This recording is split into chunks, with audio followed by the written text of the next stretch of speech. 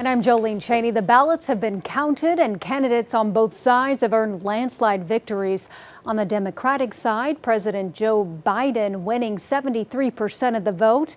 No other candidate earned more than 9%. And on the Republican end, former President Donald Trump pulled in 82% of the vote. The next closest candidate was Nikki Haley with 16%. Both of those races were widely expected to forego conclusions here in Oklahoma. But the question is, has that taken some of the urgency from voters on either side to hit the polls and vote today? News 4's Spencer Humphrey is diving into that angle of it tonight. Spencer?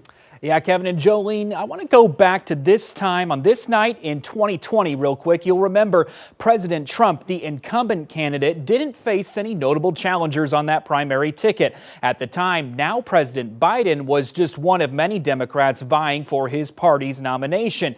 In Oklahoma, nearly 24,000 Republicans voted in that primary either early or by mail or absentee in 2020. On the other side, almost 30,000 Democrats voted in their party's primary early.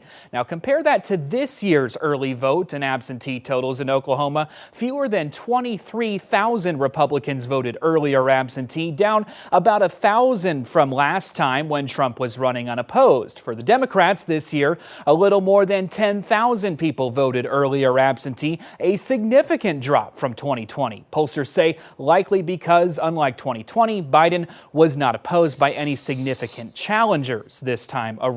Now, traditionally, pollsters say Democrats tend to turn out at higher rates for early and absentee voting, with Republicans turning out in higher rates for Election Day in-person voting. But this time around, a higher percentage of registered Republicans in Oklahoma voted early in their primary than registered Democrats did in theirs. They think it's a sign that Republicans in Oklahoma may be growing more comfortable with the idea of voting outside an Election Day voting booth.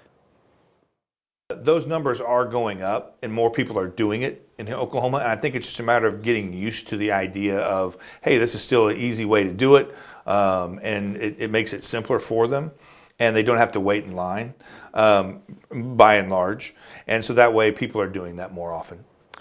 Now, those early voting trends followed through to today's general election turnout as well. More Republicans turned out to vote today than in 2020 by a couple thousand. However, Democrat turnout fell pretty significantly from more than 300,000 in 2020 to fewer than 100,000 today. Now, pollsters say despite everything we just went over, Oklahoma still has one of the lowest voter turnout rates on average in the country. All right.